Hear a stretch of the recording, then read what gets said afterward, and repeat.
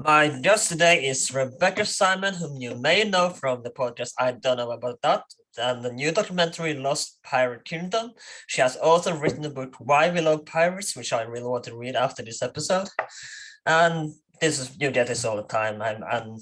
This podcast is no different. Where did the interest from pirates originate? So my interest in pirates originated kind of in two ways. I'm from Los Angeles, California, and I grew up going to Disneyland every year. And my favorite ride was always the Pirates of the Caribbean ride because I love the ocean. I just thought the story concept was cool. And then when I got older, the first Pirates of the Caribbean film came out in theaters and I saw it several times. But that was it. It was just kind of fun pop culture thing. But then when I was doing my master's in history, we read a book called Villains of All Nations in one of my classes. And in that book, the historian Marcus Rediker said that pirates were essentially viewed and treated as terrorists, and the British, in their war against pirates, essentially used terrorist actions against them. And I thought that was interesting. And I wondered that how did we get from terrorists to Jack Sparrow? Like how and why did that change? And so I decided to make that the subject of my research. And, that was, now over 12 years ago, and I'm still researching pirates and I love it.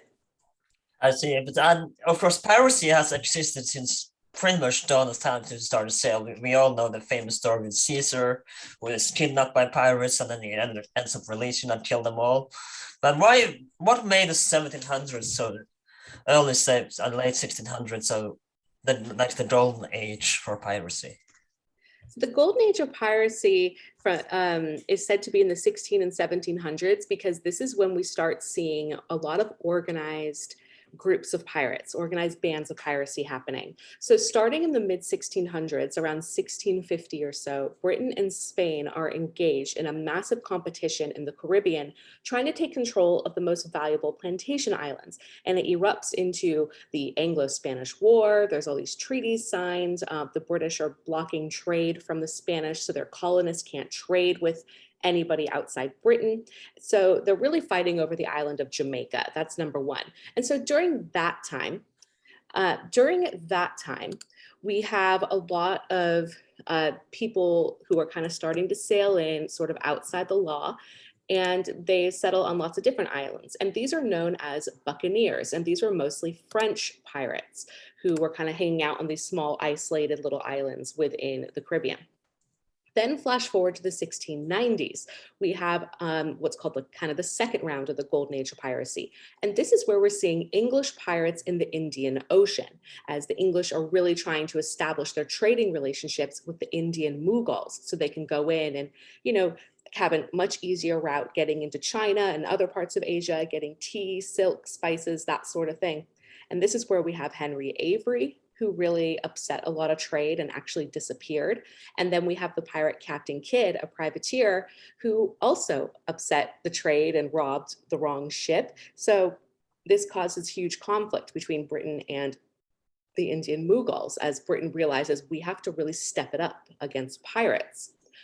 Well, then piracy actually pauses starting around 1701. And this is because a war breaks out called the War of Spanish Succession, which is essentially about who should enter the Spanish throne, because the King of Spain died without an heir. So you have kind of England and France are warring together. They're warring with Spain, trying to figure out who should take the throne. A lot of this war was fought on the sea. So many people who had been pirates become privateers. And a privateer is someone who has a letter of marque, which is a contract with a certain government that says you will fight and destroy these enemy ships, and you can keep all the loot, or 80% of all the loot that you're able to steal. And privateers liked this. They got a lot of good money, steady money. It was always an active life. There was very little boredom. And there was kind of the adventure, but really it was the amount of money they were able to get very quickly. Then the War of Spanish Succession ends in 1713, and all these privateers... I'm kind of curious about this. Would you say that the British kind of created this new wave of piracy, in a sense? I don't know if I would say the British caused it, because it was already there, but I think A lot of things just kind of really exacerbated it. A lot of political events really exacerbated it. But there was kind of an increase of piracy because Britain, for a long period of time, had stopped trade between colonists and other Europeans with acts called the Navigation Acts. And the whole point was to cripple their economies. And so colonists actually began working with pirates because pirates were robbing Spanish ships, French ships, Portuguese ships, and Did the these French goods and into the colonies. Spanish do the same to the British and their enemies, or was it just Britain doing this? That's a good question. The Spanish and the French also had their own pirates. They did, who were fighting against Britain, but a lot of pirate ships were actually quite multicultural. So you would have a pirate ship that was full of British pirates and American pirates, Spanish pirates, French pirates, Portuguese pirates. If they were a privateer, meaning that they've been hired out by a government, then a lot of the pirates were really just sailing kind of on their own and attacking ships of their own free will without any discrimination as to who they were attacking. So, yeah, this was the beginning of what happened after when the war ended, and what happened to the privateers then? So after the War of Spanish Succession ended in 1713, overnight, you've got hundreds or even thousands of privateers that had no work because their contracts were over and they weren't getting hired anywhere. A lot of them did not want to have to go into naval or merchant service because it was known that those were very hard lives at sea with precarious pay, poor conditions. As privateers, they had much better conditions on the ships. They kind of could rule themselves. They had constant fresh supplies, so the food was better. They got a lot more pay. And so many of them decided to kind of continue living the way they had, except this time without their contracts. So they became pirates. And many of the most famous pirates of the day, such as Benjamin Hornigold, who was a major privateer leader during the war, he actually is the one who established the city of Nassau in the Bahamas as a pirate kingdom, as people called it, a place for pirates to congregate for a few years. And Blackbeard was his protege. And Charles Vane was another person who'd been a privateer, and Jack Rackham sailed with him. So this is where we start seeing all the really infamous pirates, many of whom were veterans from the war, or at least had sailed with veterans from that war. Something that probably everyone thinks of when you think about pirates is treasure maps. And where does this myth, is it purely because of Treasure Island, or is it did it originate from somewhere else? The myth that because that's all bullshit, right? The pirates didn't have treasure maps. Yeah, that's pretty much a myth. The whole idea of buried treasure is a myth. Much of what we think of in terms of a treasure map does come from the novel Treasure Island, written by Robert Louis Stevenson in 1883. But there is actually some more historical motivation for that as well. So the pirate Captain Kidd, who was one of the British pirates operating in the East Indian Ocean, he was arrested for piracy and put in jail in Boston. Now, his former friend and financier was the governor of both New York and Massachusetts. His name was Lord Bellamont. And Kidd said, "I'm innocent and I will pay you to get me out of prison. I took a whole bunch of treasure from this Armenian ship in the Indian Ocean. I've buried it off the coast of New York on Gardiner's Island." This is the only letter where it was written down. And so Lord Bellamont, he decides to have people go look for it. They can't find anything. They arrest Captain Kidd's wife to see if she knows something, but she doesn't.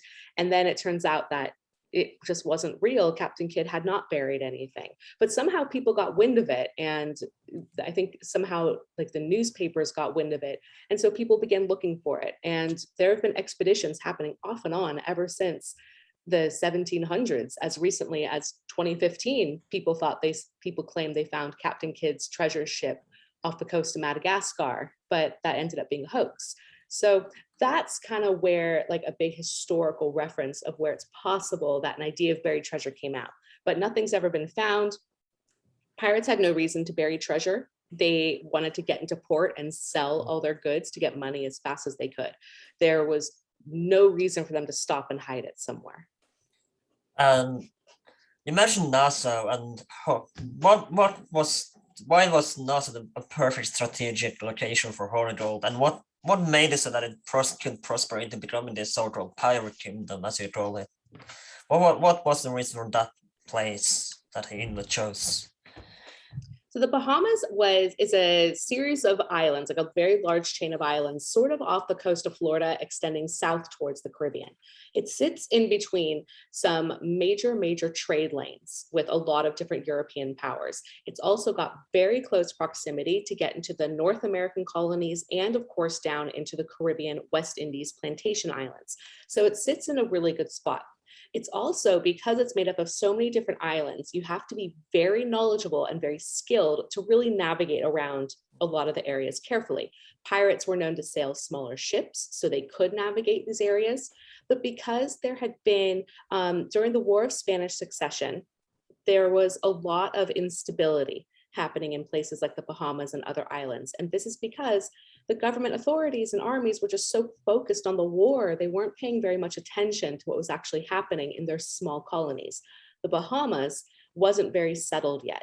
So one of the islands, the island of Providence, was where people had been establishing some plantations, but a lot of pirates and other kind of marginalized people just sort of began filtering in, word of mouth, like this is a place where there's people, there's already a town here. So pirates started hanging out there, and prostitutes, escaped enslaved people, other marginalized people. And Benjamin Hornigold, after the war, is like, pirates need a place to go. He's heard that there were pirates hanging out in this one area. So he goes to Nassau, finds it's in complete sort of disorder. People in the who are running the plantations are staying out of town. The town's kind of in chaos. And so he says, all right, this is clearly a place where people are congregating, but we need order here. So he establishes law and order into the town, and he becomes known as the Pirate King of this new pirate kingdom. And this isn't the first time we've had a major pirate stronghold. Before Nassau, the big pirate haven was Port Royal, Jamaica, just off the coast of Kingston, Jamaica. And that was a major pirate holdout in the late 1600s until 1692, when there was a massive earthquake that sank part of the island. The Royal Navy came in and pirates essentially scattered away from Port Royal. And then a few years after this, the War of Spanish Succession breaks out. So Nassau kind of became the next major location. And was this a threat? Were the pirates skeptical at this at first, that this was to be the newest pirate stronghold, or did they embrace that this was a good location, this is where we can hide out? I think it was a bit more embraced, I guess, for lack of a better word, because it was already kind of known where people are congregating.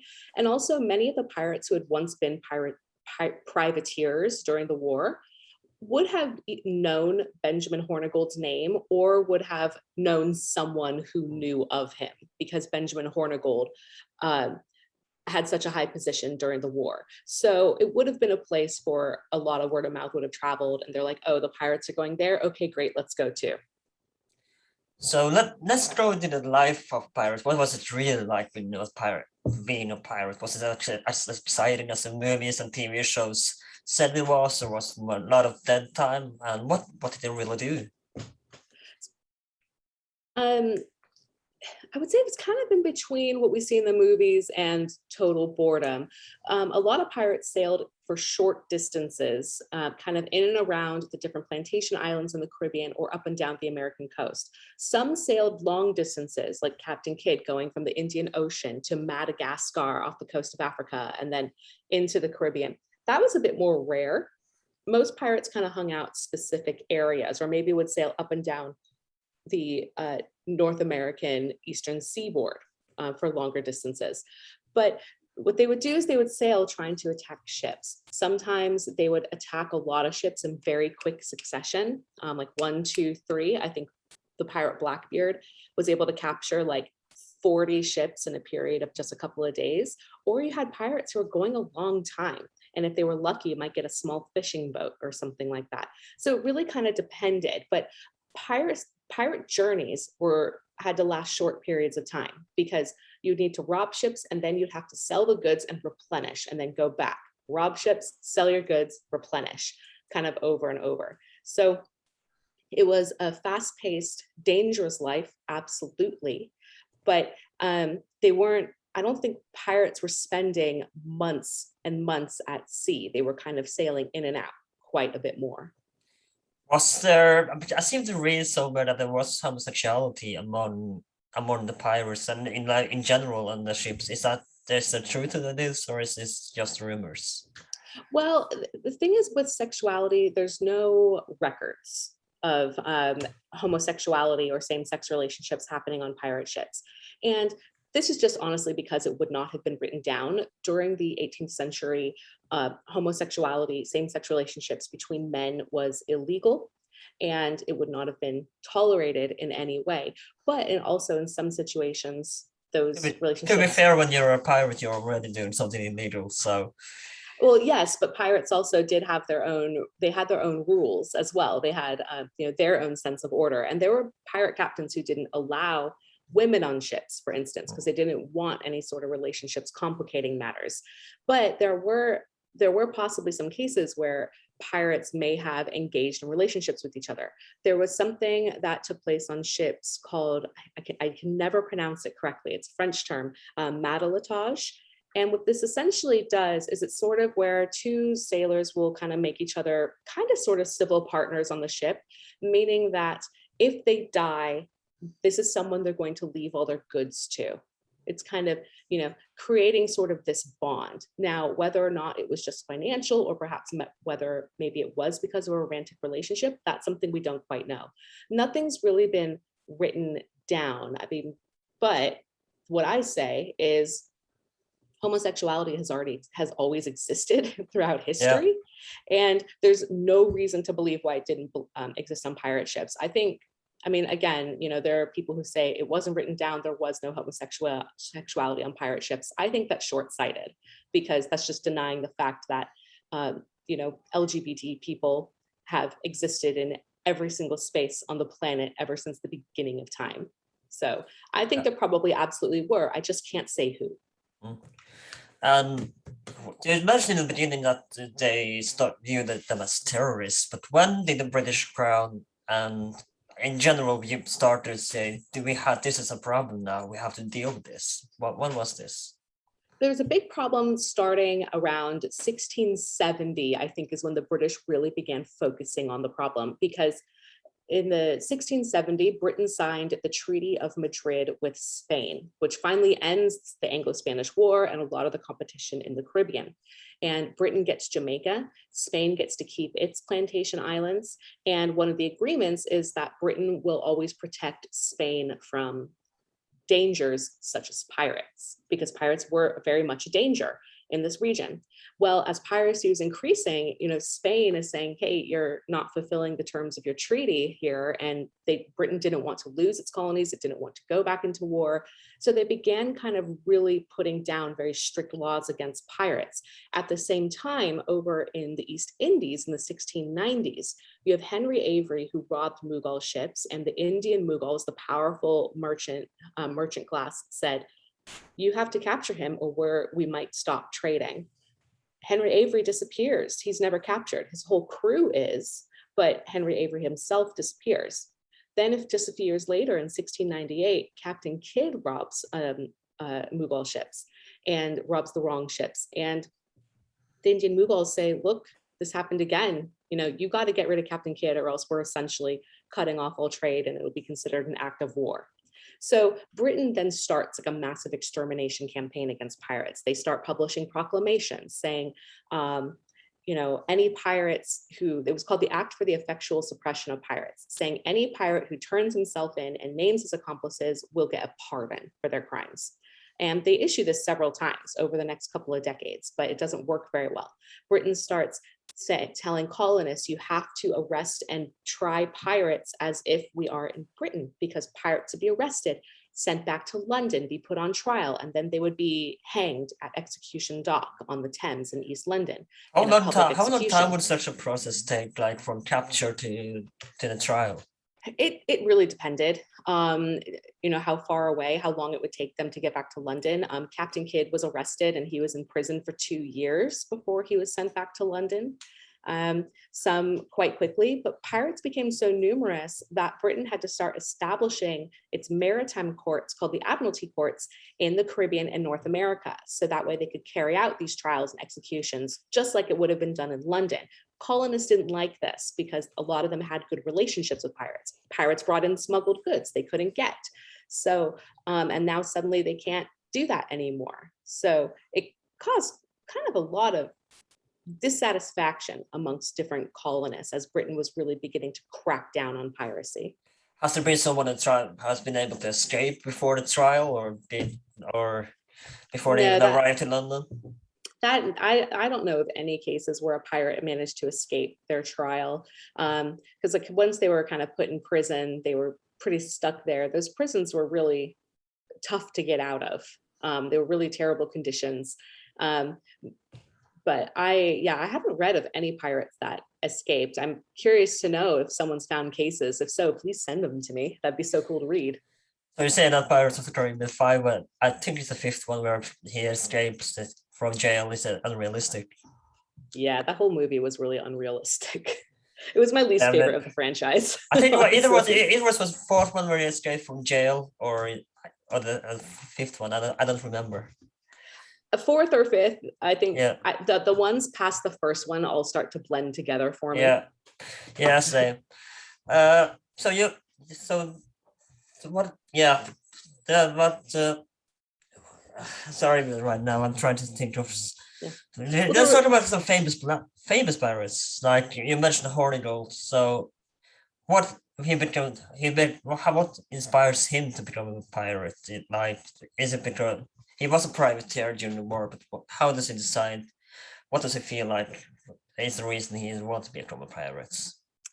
I'm not exactly positive of what Hornigold's motivations were, but I think he, like many other pirates, had a pretty strong position of power as privateers in the army and was making a lot of wealth. And I don't think he really wanted to give that up.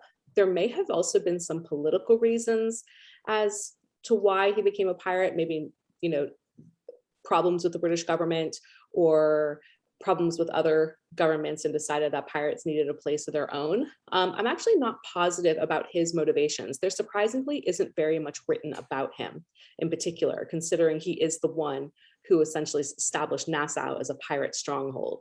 But in terms of his motivations, I'm honestly not sure. I think it was a chance for him to kind of create his own power, again, his own leadership outside of a war with a community of people that he knew would support him and that he could support back, because a lot of the pirates who came in, again, people either knew of him or maybe they even knew him.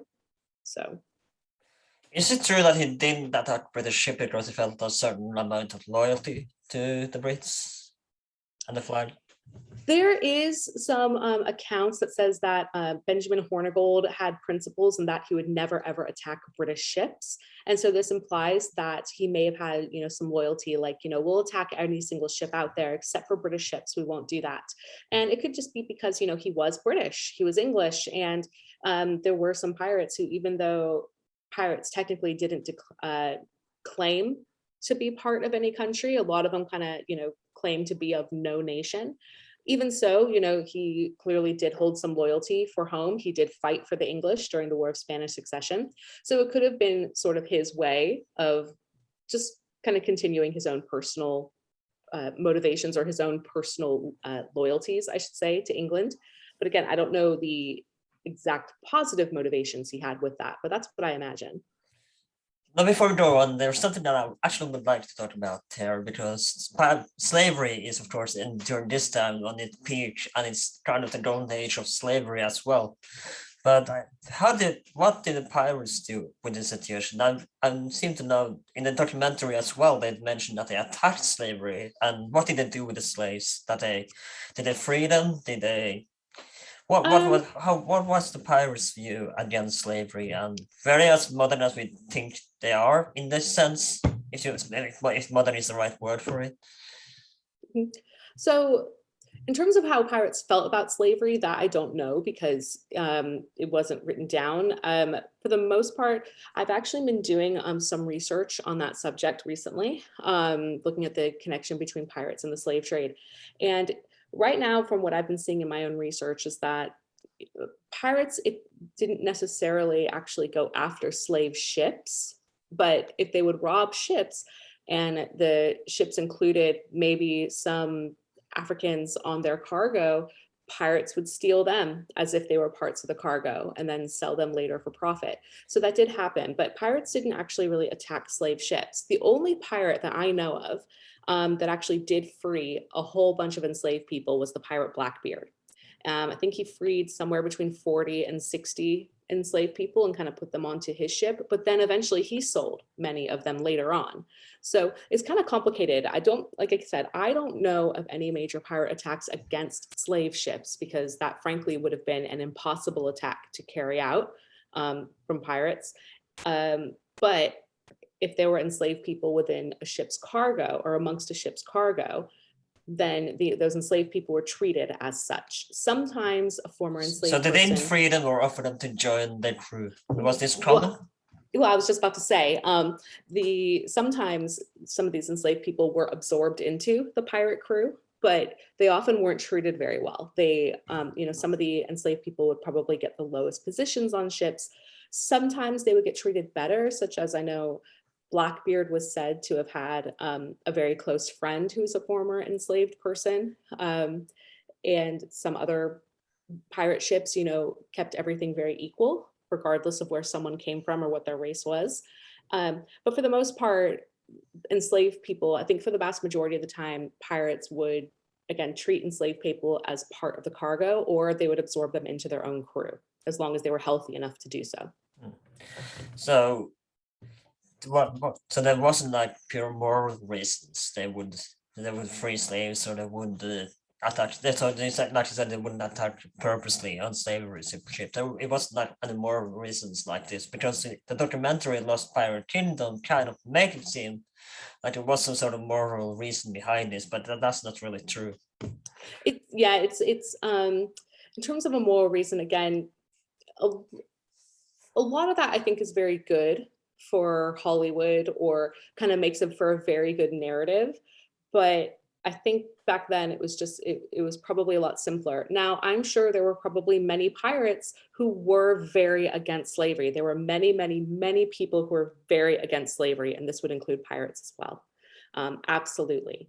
But I don't know if collectively, if pirates had a moral agenda against the slave trade itself. It would be kind of more of an individual thing. Before we go further in with the Hurricane, I would like to talk about Blackbeard for a little bit. And where did he come from, and how did he end up in this life, and what made him so famous? Blackbeard was born in the late 1600s in Bristol, England, and he was educated, and he initially started out working on, I think, merchant ships, but he became more known during the War of Spanish Succession. He actually sailed under Benjamin Hornigold. He was Hornigold's protege. And when Hornigold decided to retire, after the war ended, Hornigold establishes Nassau, and Hornigold sails a pirate ship. He's the captain. Hornigold decides to retire, and he essentially gives his ship to Blackbeard. And Blackbeard begins his career as a pirate captain. And his career as a pirate captain doesn't last very long, only from about 1717 to 1719-ish, something like that. And during the time he goes to Nassau, he partners up with another pirate named Stede Bonnet, who had been a very wealthy plantation owner, who literally kind of woke up one day and was like, I don't want to be a plantation owner or husband or father anymore. I want to be a pirate. So he buys a pirate ship, or he just buys a ship, hires a crew, calls himself a pirate. But then he loses several battles and he gets very injured. So he winds up in Nassau. And Blackbeard kind of sees an opportunity. Okay, here's a wealthy person we can team up with and make a large crew.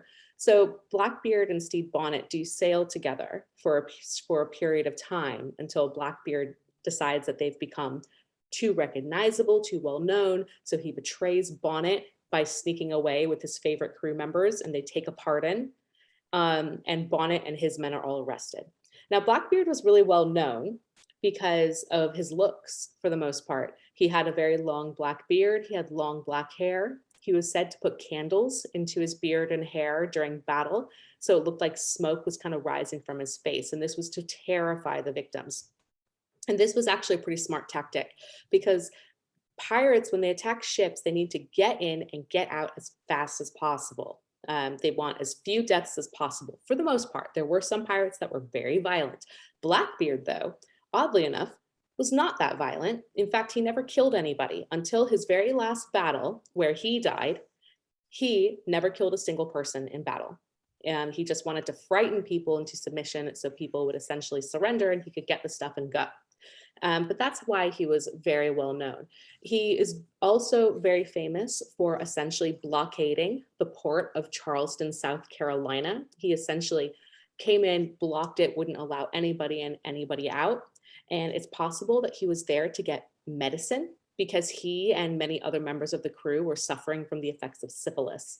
And medicine was actually a very lucrative item for pirates to steal and sell, or at least keep for themselves. So it's possible that that's what they were after. And then, of course, he's very famous for the final battle off the coast of Virginia against the Coast Guard, where he is engaged in battle by a young lieutenant named Lieutenant Maynard, who actually ends up wounding and then beheading Blackbeard in battle. So kind of his looks and the fact that he did command a pretty sizable fleet, and he had, very outlandish, very brash tactics. But he also didn't really kill anyone, but he was very infamous, and he kind of capitalized on this infamy in order to keep people frightened of him. So that way they'd kind of go into submission. But he only sailed for 2 years, and he didn't even get that wealthy. He also wasn't even the most successful pirate, oddly enough. So his legacy is very interesting.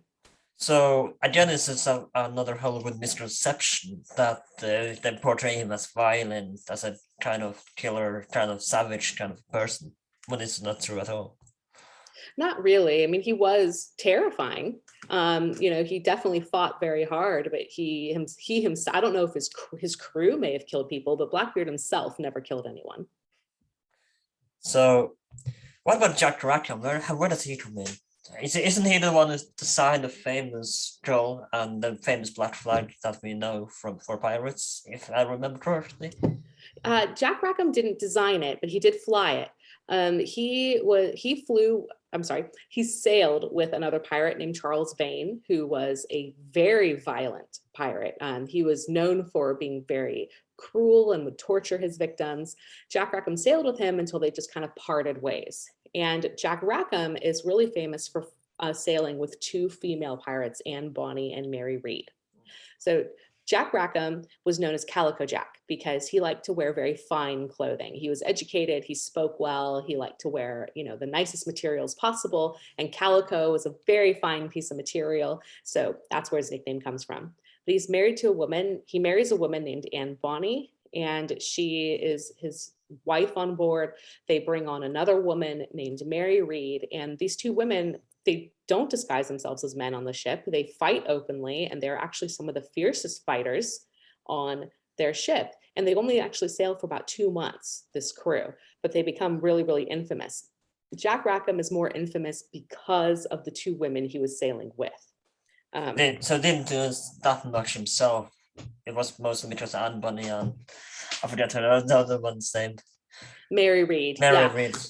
It was his partnership with the 2 of them, or their partnership with him, depending on how you look at it. But that's what he's really famous for. Like I said, he did sail with Charles Vane, but he doesn't really come into his own until he becomes a captain, and then marries Anne Bonny and hires Mary Read onto his ship as well.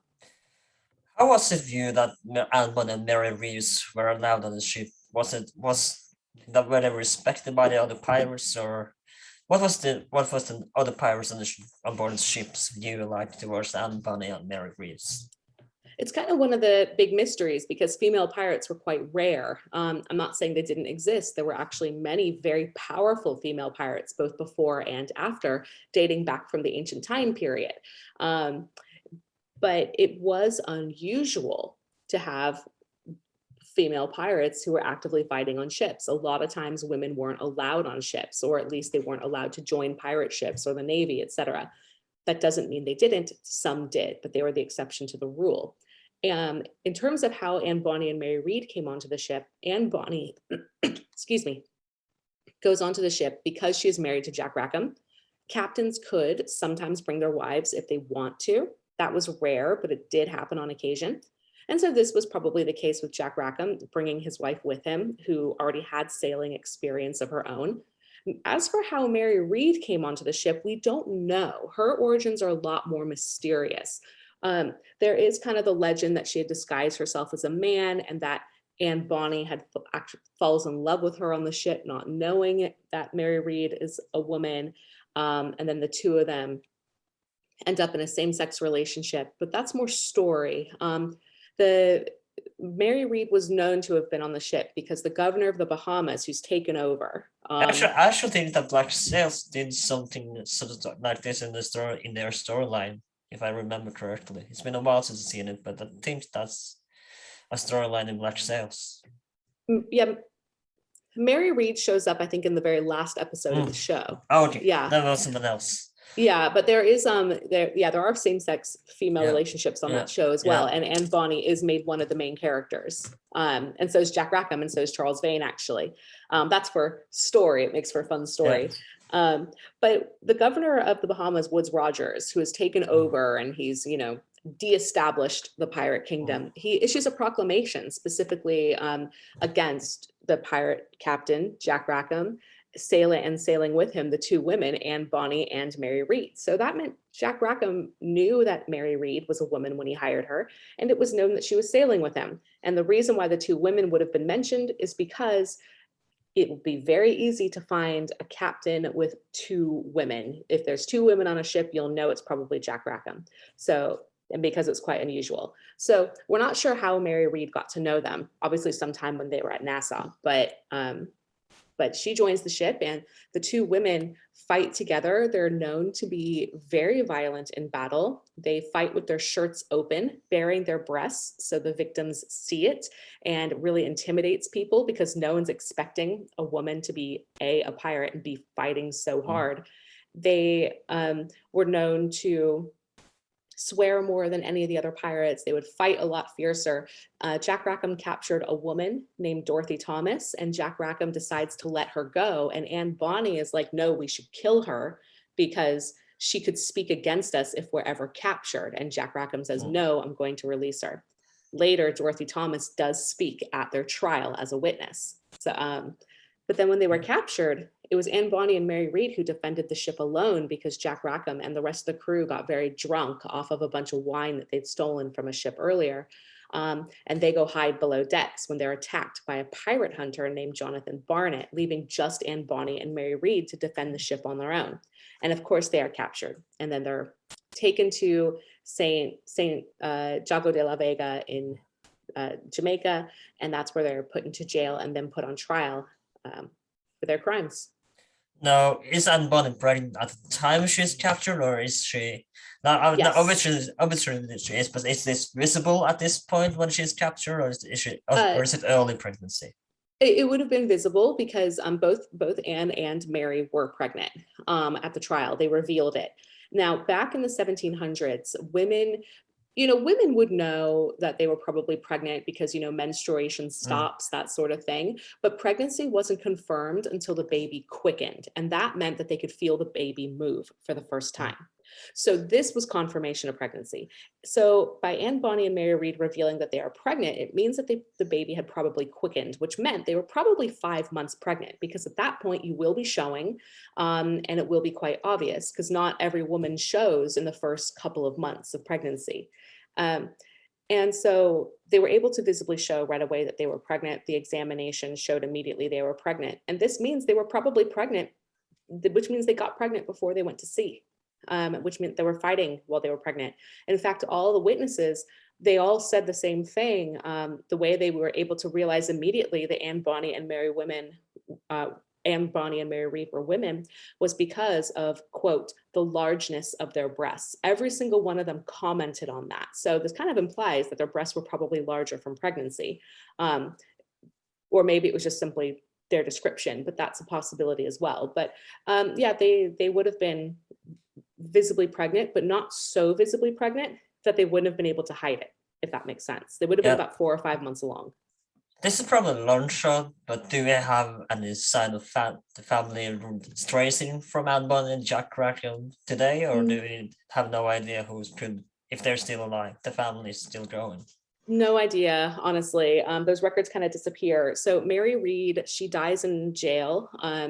She dies of what's called jail fever, which is also known as typhus, and possibly complications in childbirth as well. Because they both revealed that they were pregnant, they got what was called a stay of execution, meaning that they were going to put off their execution until after the baby was born. And most likely they would not have been executed. Women were very rarely actually executed.